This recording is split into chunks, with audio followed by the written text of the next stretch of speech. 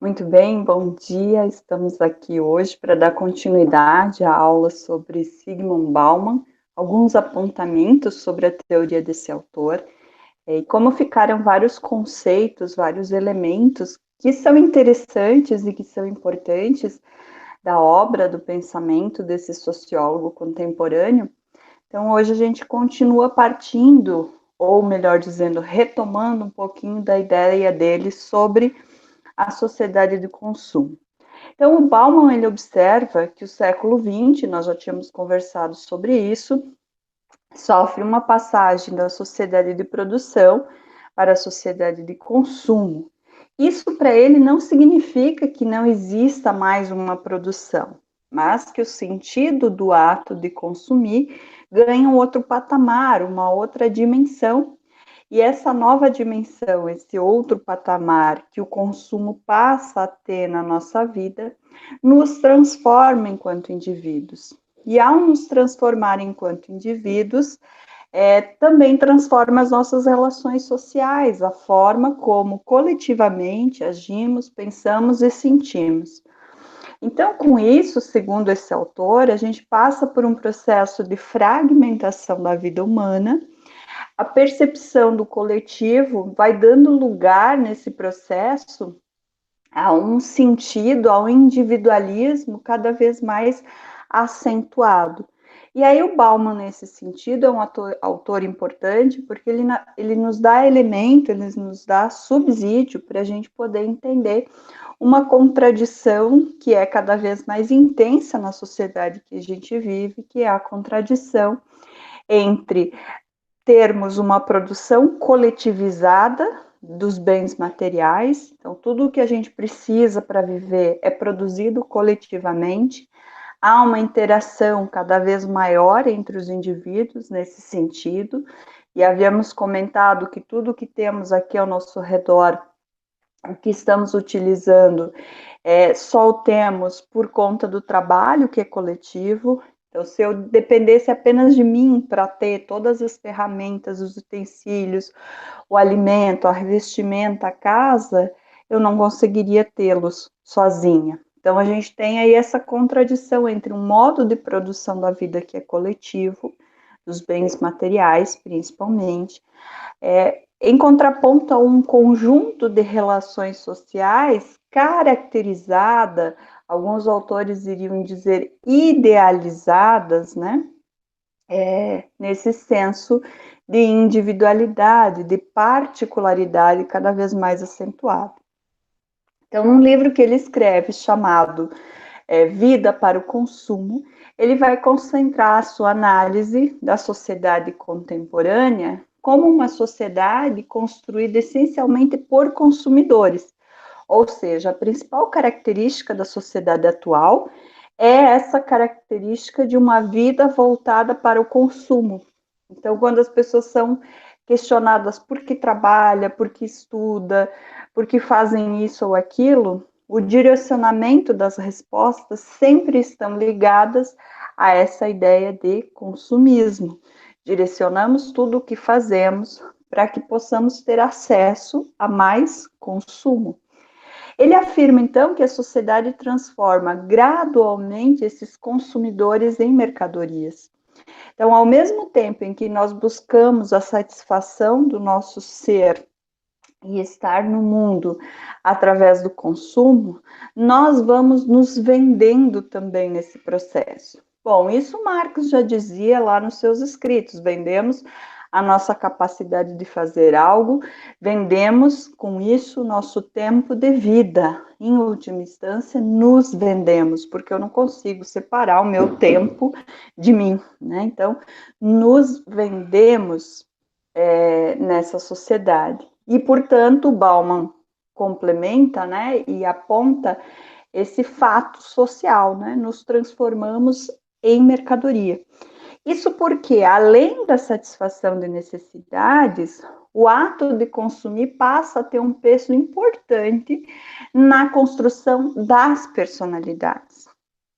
Então, o Bauman afirma que vivemos numa sociedade marcada por esse conflito entre ser versus o ter. O que é mais importante na sociedade atual é o que temos e não necessariamente o que somos. E aí os exemplos nesse sentido são inúmeros, eles estão no nosso cotidiano, por exemplo, das pequenas cidades, em que a aparência, né, como você se veste, vai contar muito mais sobre como as pessoas vão te tratar nos estabelecimentos comerciais, nos espaços públicos. Nós temos aí nas redes sociais, alguém lembrou na aula passada, as inúmeras influências, né, personificadas nos influencers digitais, que constantemente reiteram essa ideia. Então, a nossa sociedade é baseada nisso. Não importa o que somos, o que sentimos, o que importa é o que possuímos, o que temos. E aí o homem passa a se expressar pelo que compra ou o que ele tem. E os elementos definidores da sua própria identidade acabam se reduzindo a esses elementos, ao que a gente possui. E aí, se quisermos abrir um parênteses, poderíamos também interligar essa discussão tudo aquilo que os autores da Escola de Frankfurt apontaram no sentido, e o Adorno é o que cria o conceito da indústria, inclusive da cultura, que é o conceito de indústria cultural. Quer dizer que nós mercantilizamos aquilo que é a nossa identidade coletiva. Tornamos uma mercadoria a forma como somos, como pensamos e como agimos. Então, isso tem uma profundidade muito grande e é essencial que a gente compreenda para que a gente tenha o mínimo de, entre aspas, autodefesa em relação a esse mundo maluco que a gente tem vivenciado. E aí, tanto os autores da Escola de Frankfurt quanto Bauman são referências importantes para que a gente possa entender esse processo. Afinal, aquilo que nos é o mais íntimo dos íntimos se torna uma mercadoria. E na relação de oferta e demanda, de compra e venda, na relação econômica das coisas, o ser humano não é considerado. Né? O ser humano não importa, importa o que essa criatura, e aí eu acho que a imagem nos ajuda a entender um pouco isso, dá de retorno às indústrias, né? Às indústrias em todas as suas dimensões. E aí o Bauman vai dizer que um dos sintomas desse fenômeno seriam as redes sociais, né? Então elas impulsionam tudo isso que eu acabei de falar e tudo isso que evidentemente o Bauman muito bem explana nas suas diversas obras. E nessas redes sociais, os usuários montam perfis e eles vão se relacionar como se fossem produtos, ou seja, numa rede social assumimos a posição de produto, não de pessoa. E aí penso que nesse sentido o Instagram seja um exemplo de como nós fizemos o marketing de nós mesmos. O marketing no sentido de vender uma ideia, de passar uma ideia para os outros de que estamos bem, de que estamos felizes, de que somos lindos, maravilhosos, de que o que a gente come é maravilhoso, do que a gente bebe é maravilhoso, que estamos plenos e satisfeitos com tudo o que vivenciamos. Né? É isso que a gente vê, por exemplo, nessa rede social, que é onde eu vou me produzir. Eu vou tirar 250 mil selfies até achar aquela perfeita. Vou colocar nessa selfie selecionada entre tantas, que eu passei uma hora tirando em várias posições, com bocas e caras, ou melhor, com caras e bocas. Vou colocar, adicionar vários filtros, vou alterar alguns defeitos e aí vou postar a minha imagem ideal. É um trabalho de marketing, portanto, eu estou me vendo como um produto que precisa ser aceito, que precisa ser consumido pelos outros. E qual é o retorno que eu tenho desse consumo dos outros? Os likes, as visualizações, as curtidas, os comentários, né? Você é linda, você é maravilhosa, etc. E aí isso cria um ciclo vicioso, porque é óbvio que é gostoso de ouvir elogios, né? A gente gosta de ter esse retorno das pessoas, de se sentir-se querido, amado, bonito, né? Incluído num determinado espaço e compartilhando. Então, não significa que a gente não vá usar as redes sociais. Significa que a gente precisa repensar o uso dessas redes sociais e repensar como nos apresentamos dentro dessas redes sociais.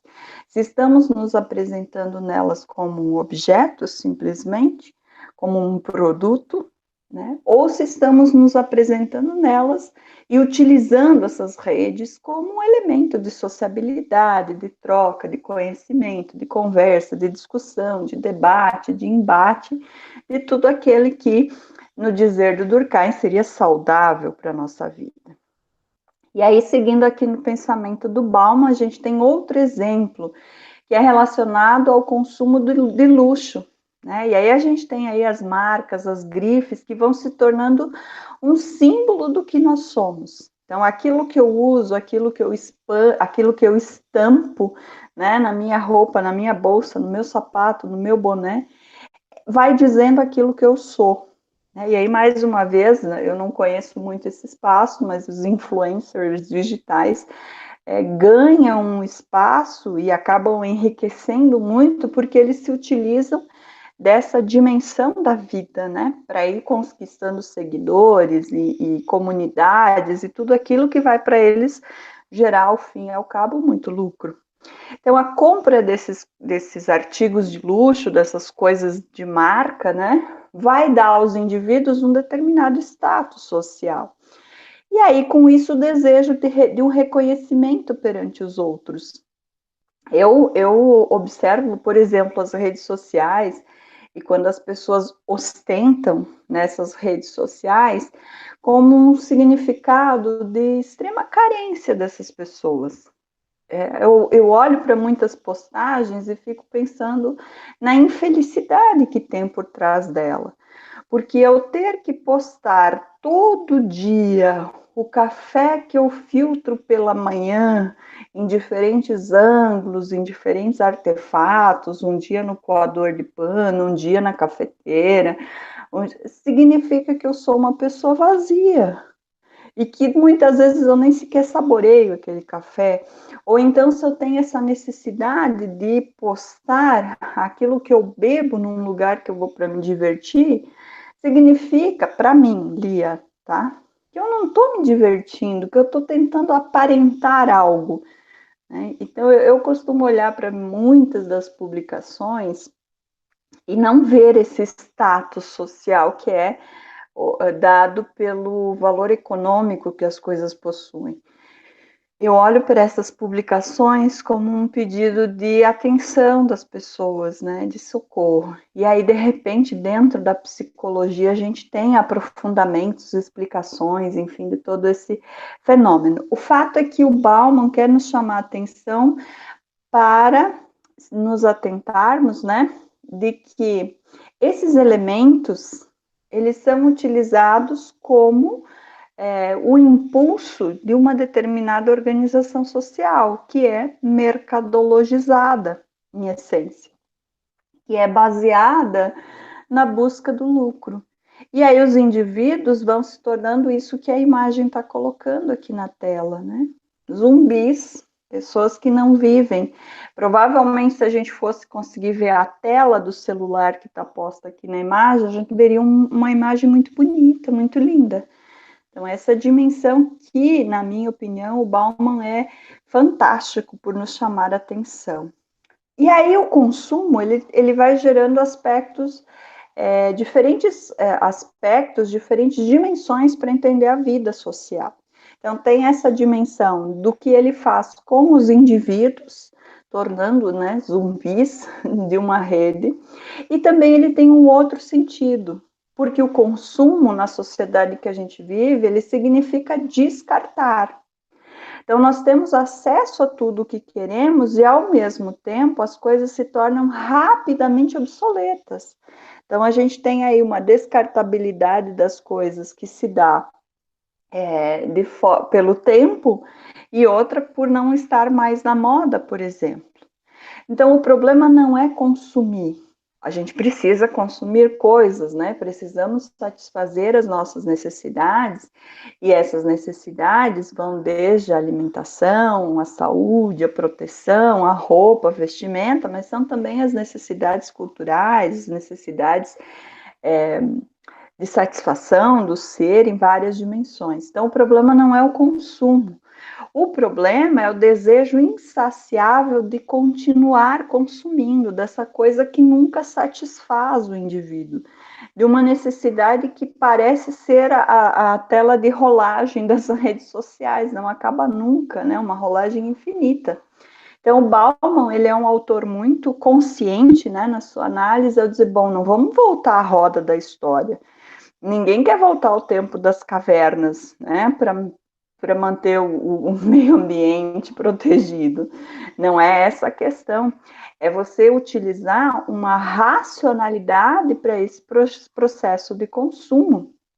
E aí, se vocês, eu não sei vocês, mas eu já tenho recebido indicações, assim, não sei se é porque eu estive pesquisando sobre o Bauman nas redes, mas as minhas redes sociais acabam indicando páginas, né? E algumas dessas indicações são de pessoas que vivem na Austrália, nos Estados Unidos, e que elas vão encontrar luxo no lixo. Eu falo que isso deve ser voltado para mim, porque eu sei que as redes sociais direcionam os conteúdos, né? Eles mapeiam tudo aquilo que a gente pesquisa, que a gente busca, e vão nos direcionando alguns materiais. E me chamou a atenção o fato de eu ter recebido sugestão de vídeos nesse sentido, né? De como o lixo nesses países tem coisas novas, descartadas, tem material em bom estado, né? E aí, claro, como é um país mais desenvolvido, considerado rico, o lixo também é mais rico do que nos países pobres. Mas percebam que há dados que precisam ser pensados nesse sentido. Se a humanidade, né, se os países consumissem todos no mesmo ritmo, como, por exemplo, os Estados Unidos consomem coisas, nós precisaríamos de pelo menos mais uns 3 planetas Terra para dar conta de produzir tudo isso que eles acabam consumindo. Então, se lá nesses países você tem luxo no lixo, que é o que esses casais em geral fazem, né? Moram, trabalham lá e vão catar lixo, literalmente, mas que não é necessariamente lixo. Então, se eles podem ter essa condição, significa que há outros países que não têm condição de se alimentar. Então, o Bauman também ele é genial nesse sentido de nos mostrar que o descarte de lixo é um dos grandes problemas da sociedade contemporânea. E a gente precisa pensar nisso, a partir, segundo algumas ONGs e instituições de defesa do meio ambiente, a partir de 2018, de agosto de 2018, a humanidade entrou em déficit com a natureza, ou seja, aquilo que nós retiramos da natureza não se repõe mais a ponto de haver um equilíbrio nesse processo. Então, sim, estamos numa constante profunda, e não sei, daí os ecologistas, né, o pessoal da área das ciências da natureza que vão dizer com mais propriedade, eu não sei se conseguiremos reverter essa situação. Penso até que sim, desde que esse modo de produção seja superado. E aí a charge aqui também nos faz pensar um pouco sobre isso, né? Vamos ter que mudar, né? Tamanha condição que eles estão colocados ali, né? De lixo, numa suposta enchente, alguma coisa do gênero. E aí o homem fala assim: vamos ter que mudar os nossos hábitos. Mas aí eu quero fazer uma observação que a questão ambiental não é apenas uma questão de hábitos individuais. Por quê? Vamos imaginar que, mesmo que toda a população separasse o lixo adequadamente, fizesse todo o processo adequadamente, ainda assim estaríamos em déficit com a natureza.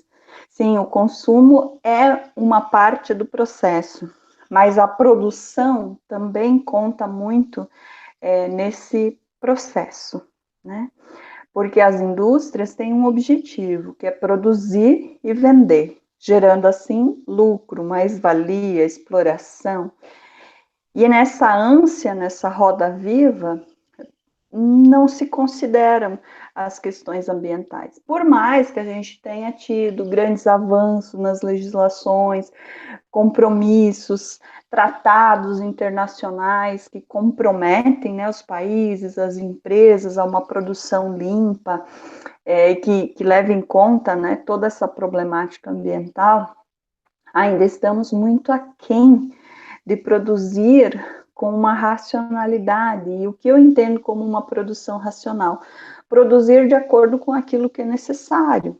Então, eu costumo dar o exemplo de um fato que li aleatoriamente há um tempo atrás, de que chega na Alemanha um container cheio daqueles spinner, aquele brinquedinho que pode ser que tenha, mas até hoje eu não entendi qual exatamente a funcionalidade, né? Fica girando, girando, girando. Bom, por si só, ele já não apresenta um caráter de ser essencial na vida dos indivíduos, né? E aí chega na Alemanha esse container carregado, imagine um container desses objetos, e de acordo com os órgãos, né, alemães, aquilo apresentava risco às crianças, e, portanto, ele não poderia ser comercializado. Então, por ordem deste órgão, lá da Alemanha, esse container de spinner foi destruído. Aí eu fico imaginando na quantidade de tempo de pessoas que foi necessário para que tudo isso fosse produzido, na quantidade de natureza que foi transformada para que isso fosse produzido, e no quanto a sociedade está equivocada nesse processo, né? Então, a gente precisa repensar como consumimos, mas também repensar como e por que as coisas são produzidas. E esse é um desafio muito grande, porque a sociedade não está, as indústrias, não necessariamente a sociedade, mas as indústrias não trabalham na base da bondade, né, da humanidade, trabalham na base do acúmulo da riqueza, da concentração, da renda. Então, é um processo que requer aí uma atenção nesses dois sentidos. É evidente que temos aí uma responsabilidade grande na condição de consumidores, e não podemos nos omitir dessa responsabilidade, mas é preciso analisar os diversos aspectos desse modelo de produção social. E aí, passando da ideia do consumo, e retornando também à ideia de que o ser humano se limitou a ser um consumidor, o Bauman nos leva a pensar um pouco sobre as relações pessoais estabelecidas na sociedade, né? E aí ele destaca o fato de que o ser humano, o homem sem vínculos, é uma figura central da atualidade. Então, a modernidade líquida, ela traz consigo uma fragilidade dos laços humanos. E num livro chamado Amor Líquido, o Bauman vai investigar de que forma essas relações acabam se tornando cada vez mais flexíveis, gerando níveis de insegurança cada vez maiores no que se refere às relações que nós vamos estabelecendo uns com os outros. Então, por exemplo, o que ele percebe? Que nos séculos anteriores, os casamentos duravam muitos anos. As pessoas também ficavam mais tempo nos empregos, né? E atualmente a gente tem a própria noção de relacionamento tida de uma forma mais fluida e muitas vezes sem vínculos mais fortes. Então, exemplos são os formatos do morar junto, do ficar, e aí ele expressa aí as redes sociais, aplicativos como o Tinder, são para ele exemplos dessa liquidez das relações sociais. E eu fico pensando também em como o processo produtivo dos bens materiais foi se alterando. E aí levanta um questionamento: qual poderia ser a relação entre as mudanças no processo produtivo e elas refletirem nas mudanças das relações sociais? talvez pudéssemos fazer um comparativo com o fato de que, há anos atrás, as coisas, né, os materiais eram produzidos para durar muito tempo. Muitos de vocês devem ter na casa do vô, da avó, de pessoas mais velhas, mais antigas, aquele guarda-roupa que faz 40 anos que está lá, que você não mexe do lugar, que está firme, forte, inteiro, porque existia um tempo em que era possível e se produziam as coisas para que elas pudessem durar muito tempo, né? E hoje não, hoje nós vivemos uma sociedade em termos materiais da descartabilidade. Bom, então eu vou comprar um guarda-roupa, na primeira mudança ele já não vai mais prestar, porque uma vez que ele for desmontado, ele não monta mais direitinho. Além do que o material é frágil, então ele é descartável. E me parece que há um reflexo nesse processo, né, das relações sociais serem também descartáveis. Então, os laços se tornam, como o Bauman observa, fluidos, né, se tornam líquidos, se tornam frágeis. E aí nós vemos as expressões culturais disso, através dos aplicativos, né, de relacionamento, através dos termos que a gente usa, né, para as relações que nós estabelecemos. Então, em específico sobre os relacionamentos, nesse livro O Amor Líquido, o Bauman analisa os relacionamentos em redes virtuais e mostra como é rápido essas relações se desmancharem.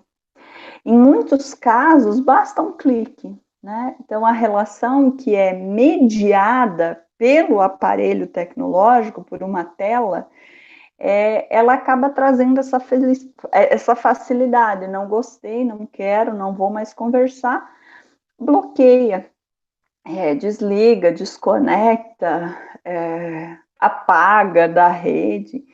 Então, para ele, os indivíduos estão sempre aptos a se conectarem, a se desconectarem conforme a vontade, conforme o contexto.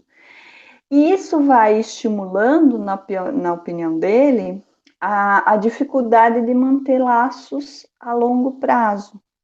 Então, nos relacionamentos amorosos, vamos dizer assim, né? Mas amor tem em todas as relações e pode ter em todas as relações, mas no relacionamento entre casais, ele percebe isso com uma intensidade maior. Mas isso também é expresso com uma intensidade significativa nas relações familiares, por exemplo, né? Quem aqui não foi excluído do grupo do WhatsApp da família, ou então foi o responsável por criar um novo grupo sem o fulano? Quem aqui já está num grupo de WhatsApp que foi criado como secundário porque não tinha, para não ter alguém que não goste? Tenho certeza que se você não é o criador do grupo, você é o que está excluído desse grupo que eu chamo de secundário. Falo isso por experiência própria, por vivência, né?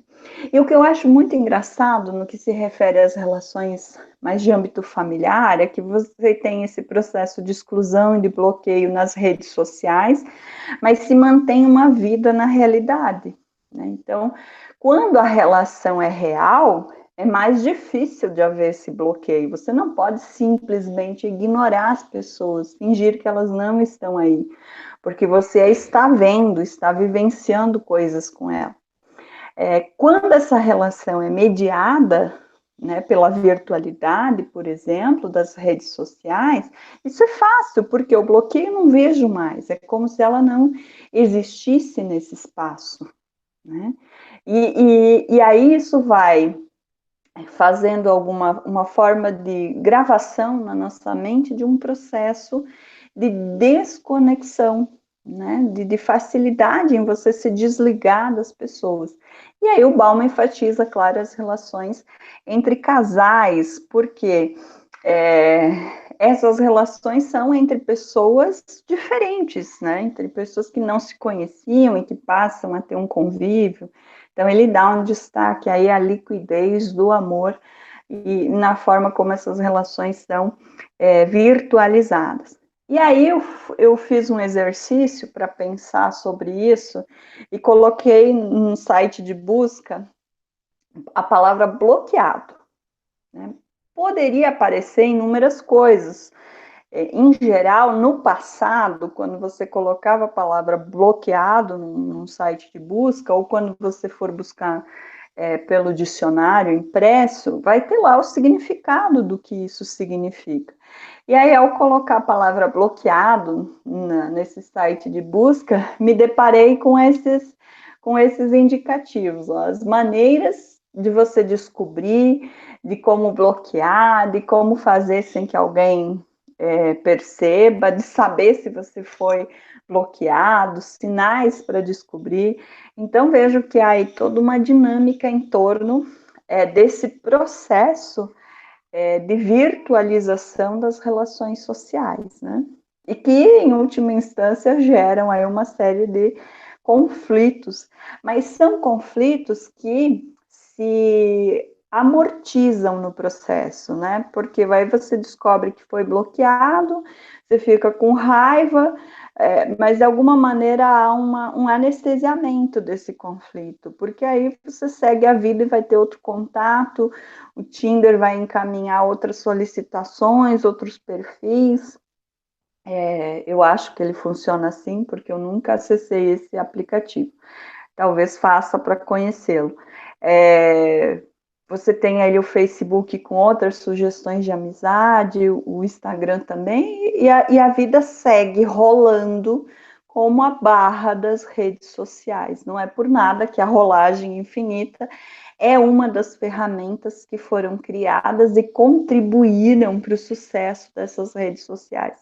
Então vejam como a gente vai assimilando a nossa vida cotidiana, esses elementos que a tecnologia propicia, mas é preciso observar que esses elementos que a tecnologia propicia, eles são construídos por alguém, eles possuem uma intenção. Então, a rolagem infinita da rede social, a barra de rolagem infinita, ela tem uma intenção, é que você fique conectado. E ao ficar conectado, você está submisso às propagandas, às indicações, às ideias, a tudo que aquilo que para a rede social gera lucro. Eles não estão preocupados se isso vai ter impacto nas relações humanas, se a gente vai assimilar para a vida real esse processo de ir rolando as coisas. Eles não estão preocupados com isso. Claro, porque o objetivo deles é outro, é uma empresa, né? Eles têm o fim último de obter lucros, de vender produtos, de conseguir desenvolver uma sistemática de propaganda que tenha 100% de atingimento a uma determinada população que vai comprar determinado produto. Então, quem precisa estar atento a isso somos nós. E como é que a gente vai estar atento em relação a isso? Lendo Bauman, por exemplo, né, estudando esse autor, que muito bem demonstra essa dimensão da vida, usando aí principalmente o conceito de liquidez. Então, se os vínculos humanos têm a chance de serem rompidos a qualquer momento, isso vai causando uma disposição ao isolamento social. Bom, eu sei que romper um laço dói. Como é que eu vou evitar romper laços? Me isolando, não criando novos laços. Então, com isso, a gente tem um grande número de pessoas que escolhe vivenciar uma rotina solitária.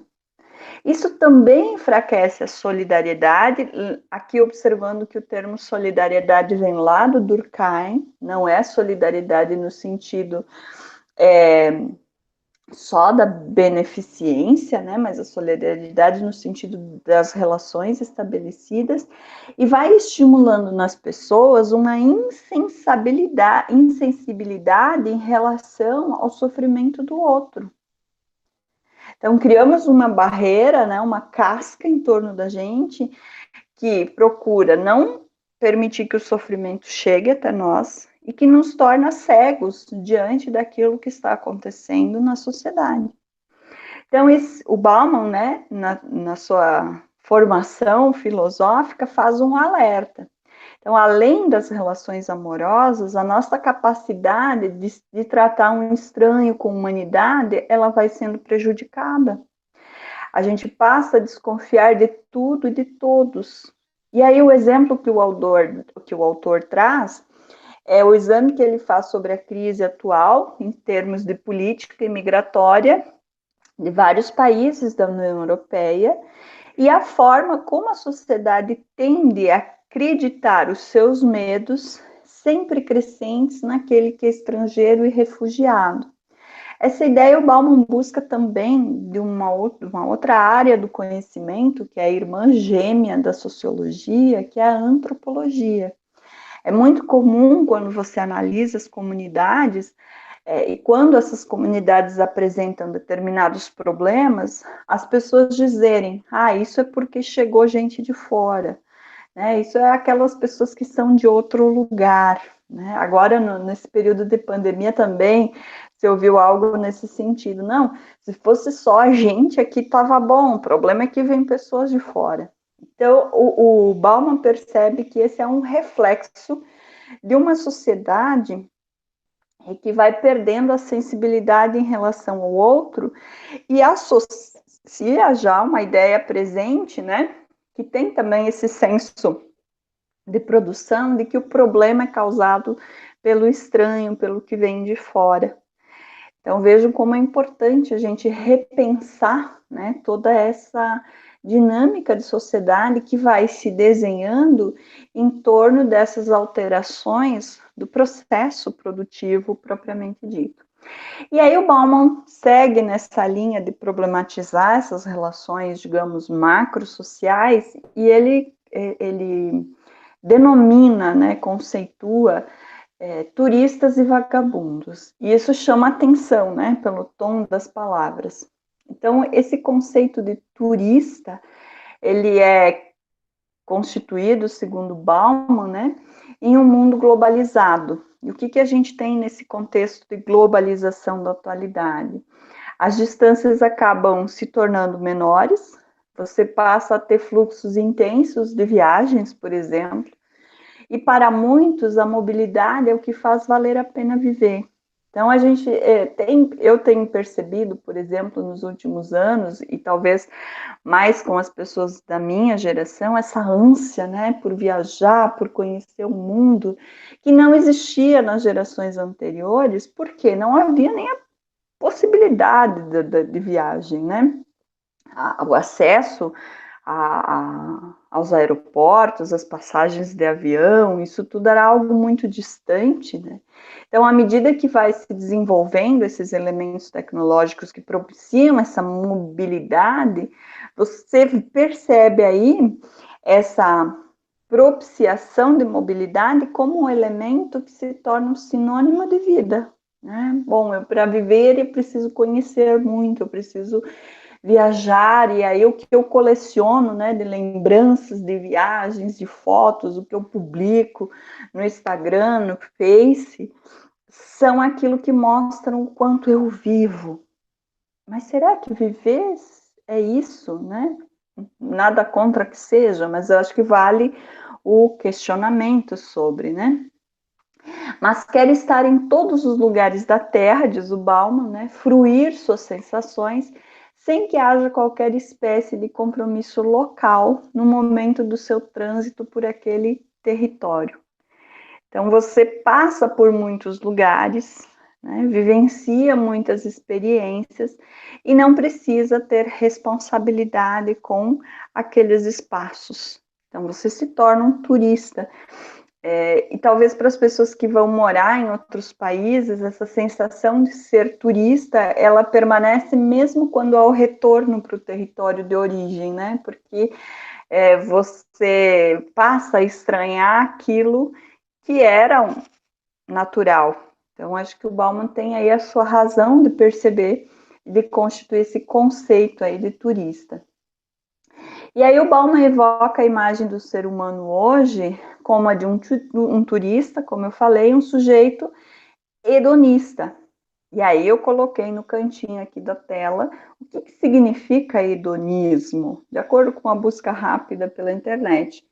Então, hedonismo é a busca incessante pelo prazer como um bem supremo, excessiva busca pelo prazer como um modo de vida.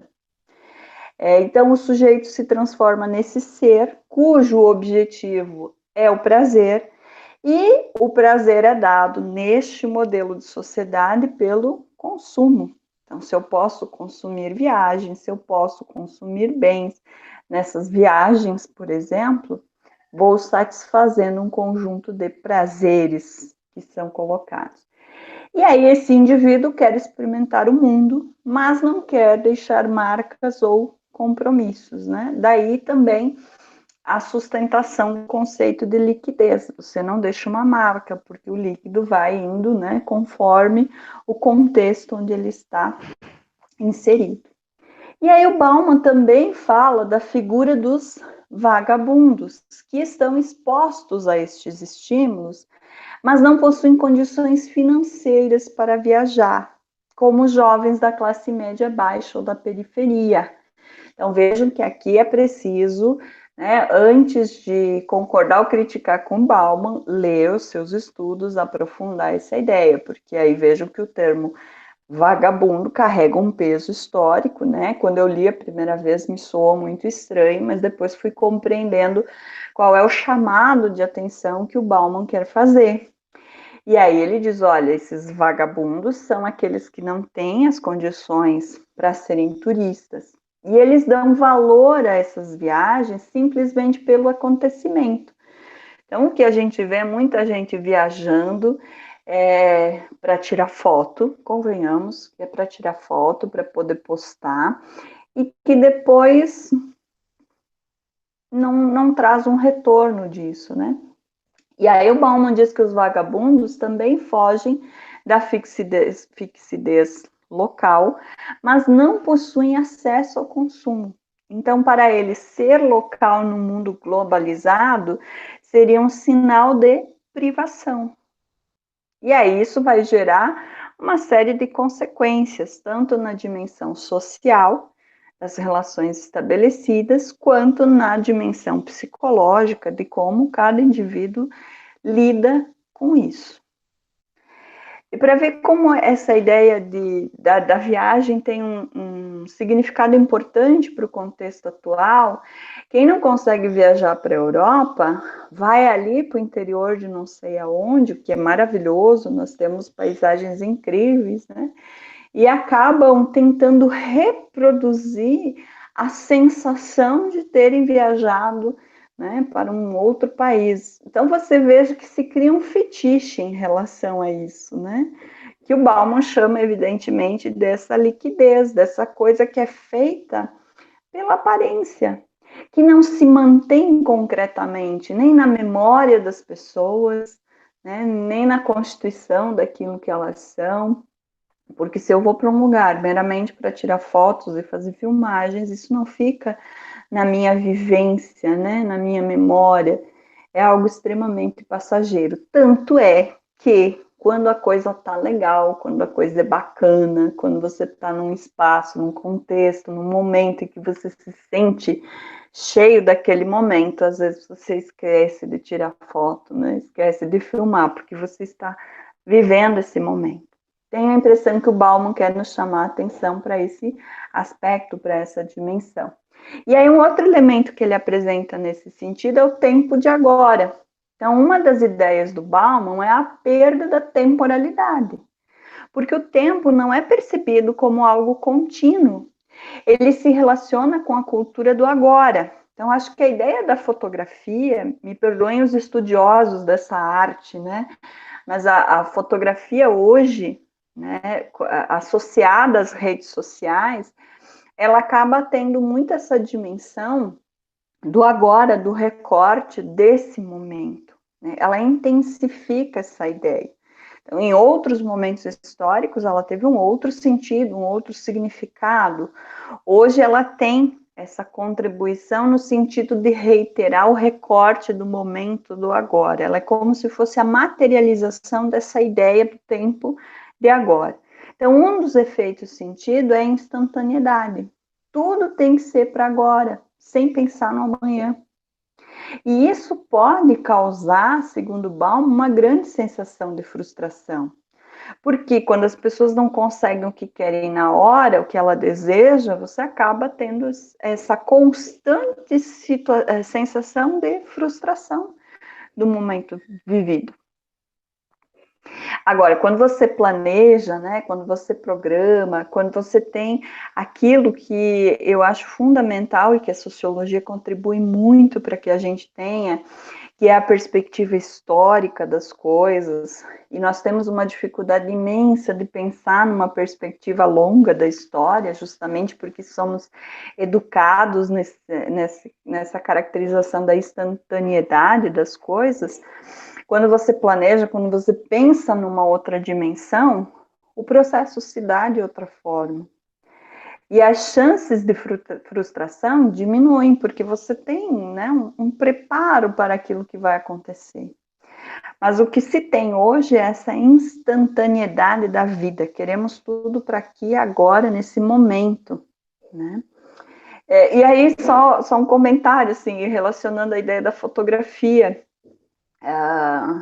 Vocês já não, vocês são da geração que nasceram com a foto digital, mas que, para quem é um pouco mais velho, né, a ideia de tirar a foto e não ver como ela ficou, e tirar uma de reserva, né, para caso a primeira não tenha ficado boa e a segunda tenha ficado melhor, esse tempo de espera para revelar o que aquele recorte havia propiciado, dava também uma outra dimensão da relação com a coisa, né?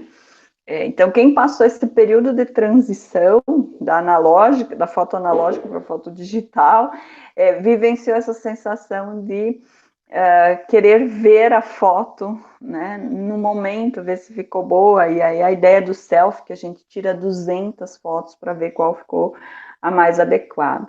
Então, só uma observação para a gente pensar como a tecnologia influenciou nas alterações da nossa vida, das nossas relações sociais, elas não se desconectam, né? E a gente precisa refletir sobre isso, a gente precisa pensar sobre isso, para que a gente, enquanto indivíduos, tome as rédeas desse processo. Porque o que está acontecendo é que quem domina a tecnologia, e não é só o priminho que desde cedo já sabe baixar o aplicativo e o joguinho no celular, quem domina a indústria dessa tecnologia domina as pessoas também. Então você tem o que, mais uma vez, a escola de Frankfurt já tinha sinalizado lá nas décadas de 50 e 60, que é uma massificação das ideias, do pensamento, do jeito de ser, que se dá pelo processo de industrialização cultural. Então, o fato de as relações serem líquidas, voltando aqui ao Bauman, é como se a gente tentasse pegar a água com as mãos, e aí você tem uma certa dificuldade, né, nesse processo, a gente acaba se molhando, mas não conseguimos reter a água. Então, é a ideia de que não conseguimos fazer projetos de longo prazo. Então, os fatos das relações não amadurecerem também significa que a gente não amadureceu, né? E a ideia da instantaneidade está nesse processo. É como se, na verdade, a gente vivesse a vida em episódios. Não por acaso a Netflix tem entrado na vida das pessoas e assumido um espaço significativo, substituindo o que era antes as novelas, né, em grande medida, mas também porque elas trazem, né, na ideia de seriados, de tempos, de temporadas, toda essa dimensão de uma vida que é projetada em episódios. A nossa vida não é uma série. Ela não é uma temporada, ou duas, ou três. Ela é um contínuo e ela precisa ser planejada, precisa ser programada. Então, o Bauman, ao problematizar a questão do tempo, chama atenção para essa dimensão. E aí, associada a isso, o Bauman também faz referência ao medo líquido. Então, para ele, o medo é uma das marcas do nosso tempo, e ele analisa a influência desse sentimento na nossa vida. Então, o medo pode ser um objeto de estudo sociológico, pois pode ser fabricado e instalado no sujeito. Então, vejo que o medo, ele é um elemento de defesa, né, que a humanidade desenvolveu conforme as relações que se estabeleceu com a natureza, com manter-se vivo nesse mundo de meu Deus, né. Na sociedade atual, como a gente tem um processo de industrialização da vida, né, de construção da vida, partindo do avanço dos elementos tecnológicos, esse sentimento também tem sido fabricado e instalado nos sujeitos. Então, nós acabamos tendo medo de tudo, medo de perder um emprego, medo da violência urbana, medo do terrorismo, um medo que é muito presente, é de não ser aceito socialmente, né? O medo da exclusão social. E aí esse medo está vinculado a uma sociedade que é extremamente padronizada. Então, se eu estou acima do peso, eu tenho medo de comprar roupa, eu tenho medo de ser aceito. Se eu tenho essa cor, eu tenho medo. Se eu tenho essa característica, eu passo a ter medo. E sim, o medo faz sentido. Se você é mulher, negro, pobre, sim, você precisa ter medo, porque a sociedade, se você é homossexual, transexual, então vivemos uma sociedade do medo, né? Do medo de várias formas, e ele se manifesta de várias formas, né? Desde o medo da violência, o medo da exclusão e o medo que é um mecanismo de defesa dessa sociedade que a gente vive. Então, esse pensador aponta que o medo hoje ele pode vir de qualquer parte do globo, ele é difuso, não fica no mesmo lugar. Então, além do medo físico, existe o medo virtual, como de hackers, de haters, das redes. Isso cria uma necessidade de vigilância constante, a qual a gente passa a aceitar, a gente passa a se submeter em nome dessa segurança. Então, aceitamos ser vigiados, aceitamos ser filmados constantemente, aceitamos ter a nossa privacidade invadida em nome dessa segurança. Mas aí, pera lá, de onde vem mesmo esse medo? Né? Ele existe de fato? Qual é a dimensão dele? Né? Esse medo é uma construção, ele foi imposto, ele foi disseminado pelas mídias. Então, acho que isso é fundamental que se pense, né? O meu medo de ser quem eu sou, de estar onde estou, ele é motivado por o quê? Por elementos estruturais, construídos socialmente. Então, é preciso que se tenha uma atenção nesse sentido. E o Bauman é fantástico por nos chamar a atenção disso também. E aí ele segue no raciocínio dizendo que essa obsessão deriva do desejo, consciente ou não, de recortar para nós mesmos um lugarzinho suficientemente confortável, acolhedor, seguro, num mundo que se mostra selvagem, imprevisível, ameaçador. E isso ele escreve no livro que ele intitula Confiança e Medo na Cidade. Tá aí uma boa indicação para a gente pensar esse conjunto de relações. E aí ele relaciona, por exemplo, a situação de desemprego dos europeus ao aumento do ódio contra os imigrantes. E, ao mesmo tempo, mantém esse medo aceso, seria uma estratégia de poder para determinados grupos, como políticos de discursos nacionalistas, de discursos xenófobos, que captam o medo da população para manter grupos políticos no poder. Então, daí a importância da gente conseguir perceber. Mas esse meu medo vem de onde? Vem de qual condição, de qual contexto? Quem me disse que eu deveria ter medo disso? Né? Nós temos aqui na região oeste, eu vi essa semana, algumas cidades que estão, eu não vou saber dizer quais as cidades, porque eu não vou me recordar, mas que estão há mais de 12 anos sem um homicídio. Então, nesse contexto, discutir armamento precisa ser feito de forma bem fundamentada, por exemplo, né? Porque é fundamental que a gente olhe o espaço onde a gente vive, que contexto está no meu entorno, de que região eu sou, né? Que elementos estão colocados na vida onde eu participo. E aí a gente vai perceber que existem N realidades que são diferentes. Então, daí essa ideia de não nos apropriarmos de um medo, de uma insegurança que é construída para atingir determinados objetivos. E nesse sentido, a discussão do armamento ou desarmamento da população é fundamental que seja feito partindo desse tipo de análise. Porque em relação às armas, existe uma indústria armamentista com interesse, existe um contexto político com interesses em torno disso. Porque uma pessoa com medo, ela é facilmente manipulada. A insegurança nos deixa vulneráveis. Então, olha como é importante a gente conhecer, ter um mínimo de análise do contexto que a gente vive, né? Local, regional e aí nacional, aquilo tudo que nas aulas de geografia a gente sempre estuda, que as aulas de história também nos contribuem para que a gente compreenda, e a partir daí dimensionar, inclusive, o receio, a insegurança, as sensações que a gente tem em relação à coletividade. E aí o Bauman vai avançando nessa análise e ele percebe que a imagem do Estado acaba se enfraquecendo. Quando os seguros de desemprego são trocados por câmeras e policiais fortemente armados. Ele vai percebendo esse enfraquecimento do Estado a partir do momento em que este deixa de ser o garantidor da segurança social e de uma existência digna, deixa de ser o elemento que nos dá as medidas de proteção individual, vão ganhando espaço.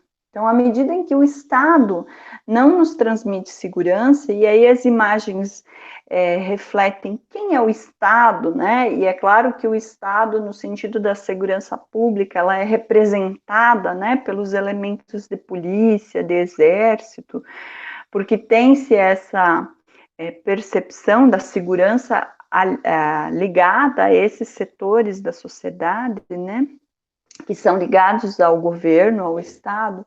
Então, quando o Estado deixa de nos garantir a sensação de segurança, a gente vai buscar individualmente essa segurança. Então, não por acaso nós temos no Brasil, por exemplo, o fenômeno que são as milícias, que ocupam um lugar de fragilidade do Estado. E que gera toda uma consequência de que, quando a coisa é individualizada e particularizada, ela não atende o bem comum, ela vai atender os seus interesses. E quais são os interesses que predominam na sociedade que a gente vive hoje? Interesses de acúmulo de riqueza, de poder, de busca de um poder político, econômico. Então, o Bauman também nos faz pensar nessa dimensão de qual o papel do Estado nesse contexto todo. Então, a ideia do medo, ela é uma construção, e é uma construção que se associa ao enfraquecimento de uma das instituições mais importantes para manter, diria o Durkheim, esse corpo social. Então, o resultado de tanto medo seria um comportamento voltado para dentro, de shopping centers, dos carros blindados, dos condomínios fechados. E aí, nesse sentido, você tem uma alteração também da arquitetura das cidades que vai refletir esse sentimento, né? E cada vez temos mais muros, os sistemas de vigilância, né? As filmagens. Eu acho interessante porque aqui na minha casa eu não fiz muro, não tenho cerca, né? E no condomínio vizinho tem cerca e tem inúmeras câmeras de vigilância. E eu acho interessante que a câmera é para ver como a coisa aconteceu, né? Como foi, eventualmente quem foi, mas ela não inibe a ação. Não inibe, as coisas continuam acontecendo, mas elas nos dão uma sensação de segurança, um sentimento de segurança, né? E isso vai alterando a arquitetura das cidades. Então, segundo Bauman, o mercado transforma o medo em uma fonte de lucros e mercadorias a serem consumidas. Vendemos câmeras, vendemos sistemas de vigilância, vende-se, enfim, uma infinidade de elementos através dessa cultura do medo, desse cultivo do medo nas pessoas. Então, por isso, a sociedade capitalista, ela precisa estimular o medo. para que o consumo apareça como uma solução de proteção. Então, a gente não pensa que alterar as relações entre nós poderia surtir um efeito maior em relação à segurança do que apelarmos para comprar algo. E aí, mais uma vez, a gente tem um subsídio para pensar a questão do armamento ou do desarmamento da população. Comprar uma arma não significa segurança. Né? Aí tem pessoas que trabalham com cobranças, né? E aí dizem, não, porque se liberarem as armas vai ser bom, eu vou poder ir lá cobrar armado.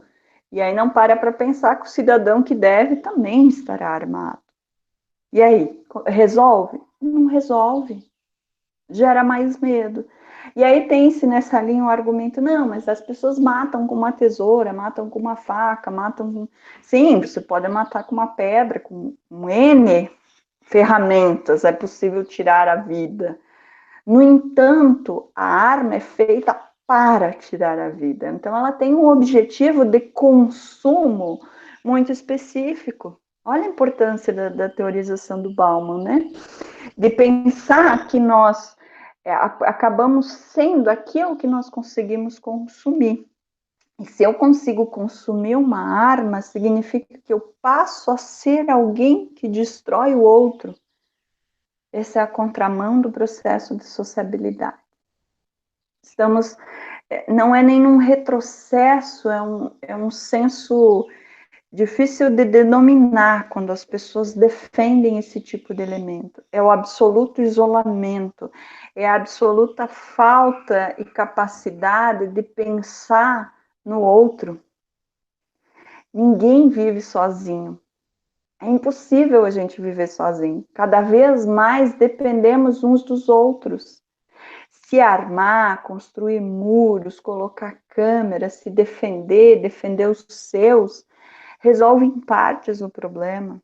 Ou resolve o problema para alguns. Então é importante que a gente pense nesse sentido do coletivo. De nada adianta eu estar bem segura dentro da minha bolha se no meu entorno não existe isso. Eu não vou poder sair da minha bolha. Quem já foi meu aluno já ouviu contando a história de que o Brasil perdeu uma Copa do Mundo, aqui no Brasil, no Maracanã, para o Uruguai. Foi para o Uruguai? Acho que foi para o Uruguai, não sou muito ligada a futebol. E o técnico da seleção que ganha a Copa do Mundo do Brasil, no Brasil, dentro do Maracanã, relata que ele só conseguiu, né, na época, se sentir feliz e comemorar de fato quando ele chegou no seu país. Porque enquanto ele esteve aqui no Brasil, nas horas, no tempo que sucedeu essa perda, ele não conseguia se sentir feliz pelo seu feito, porque as pessoas todas estavam tristes. O Brasil estava numa sensação de tristeza, né? Afinal, perderam uma Copa do Mundo aqui dentro, né? Num lugar simbólico para o futebol brasileiro. Então, aí é um exemplo de que não adianta você ter feito grandes, né, feitos, ter realizado grandes coisas, se essa é uma conquista só sua. Você não vai conseguir fazer com que essas conquistas transbordem. Os outros também precisam estar felizes para que essa felicidade se multiplique. Então, no contexto que a gente vive, nós temos uma interdependência cada vez maior das outras pessoas no que se refere a satisfazer as nossas necessidades materiais, mas também no que se refere, a atender às nossas necessidades psicológicas, a nossa dimensão de seres humanos verdadeiramente. E aí o Bauman é um autor muito bacana para nos fazer pensar sobre tudo isso, sobre essa dimensão. E aqui tem algumas indicações de obras desse autor, né, O Amor Líquido, que eu comentei aqui, Globalização, As Consequências Humanas, Modernidade Líquida, que talvez seja o mais conhecido dos livros deste autor, Medo Líquido, Vida para o Consumo e a Sociedade Individualizada. De mais a mais, quero agradecer a oportunidade de de estar aqui com vocês nesse curso pré-ENEM, poder finalizar um pouco do que eu preparei sobre o Bauman nesses dois momentos, um com vocês e esse não tão ligadinho em vocês. Espero que tenham gostado e que levem Bauman tanto para a prova do Enem, para ajudar vocês nesse momento, e também para a vida, né? Para a gente repensar a sociedade, as nossas relações e quem somos nesse mundo. Um grande abraço, fiquem bem e até a próxima.